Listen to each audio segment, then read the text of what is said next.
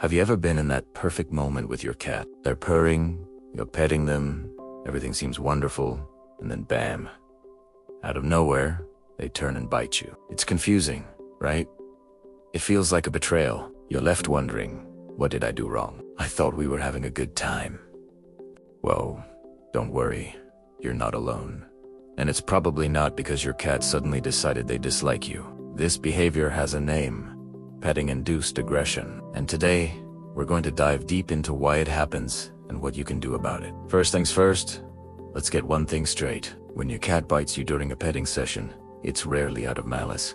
It's their way of communicating something important, usually a big, loud stop. It's a classic case of miscommunication between two different species. What we interpret as affection can sometimes cross a line for our feline friends. The most common reason for this sudden switch is overstimulation. Imagine you're getting a massage. At first, it feels amazing and relaxing. But if the person keeps rubbing the same spot, it starts to get annoying, then irritating, and eventually, it might even become painful. That's a simplified way to think about what's happening to your cat. Their nervous system is incredibly sensitive.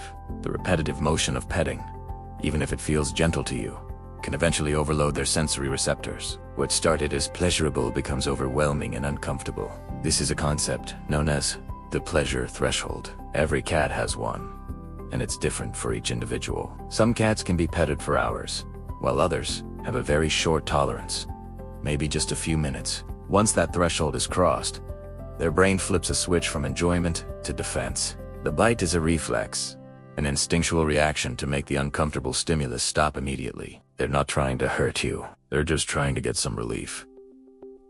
Think about a cat's skin. It's covered in hair follicles, each connected to a nerve ending. When you pet them, you're stimulating thousands of these nerves at once.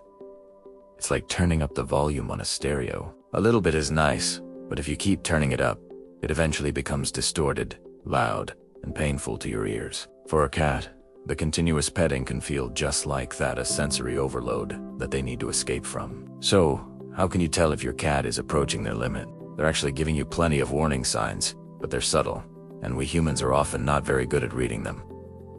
You need to become a student of your cat's body language. Before the bite, you might notice their tail starting to twitch or thrash back and forth. A slow, gentle swish is usually fine, but sharp, fast thumps are a clear sign of agitation. Look at their ears.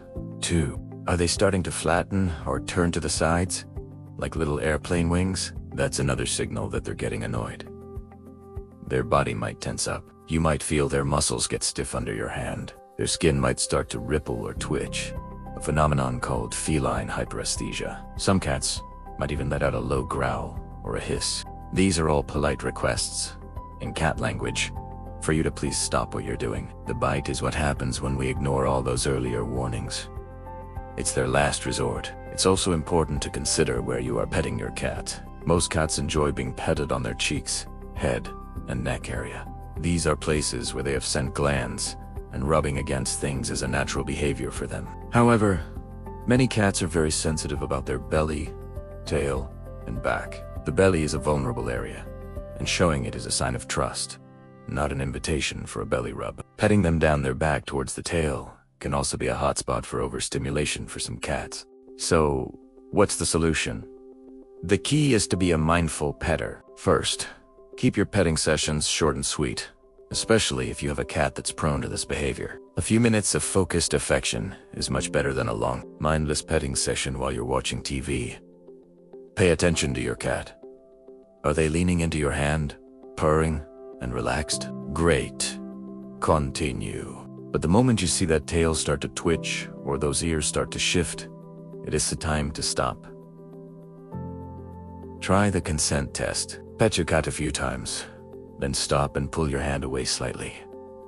Does your cat lean in or nudge your hand for more? If so, they're giving you consent to continue. If they stay still, turn away, or start grooming themselves, they're likely done for now. Respect their choice.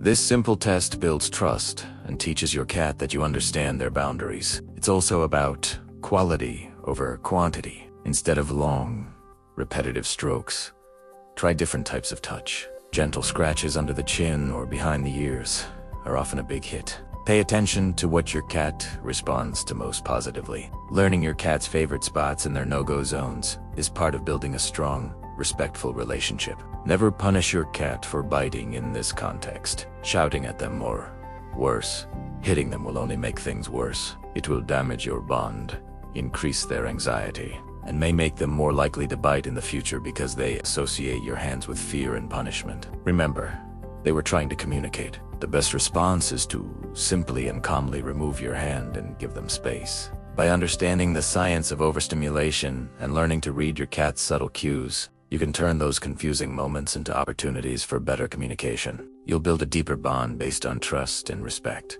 and you'll both enjoy your time together a whole lot more. Petting should be a two-way street, a conversation, not a monologue. Listen to what your cat is telling you, and you'll have a happy, trusting companion for life. Thanks so much for watching. If you found this video helpful, please give it a thumbs up and subscribe for more insights into the wonderful world of cats. We'll see you in the next one.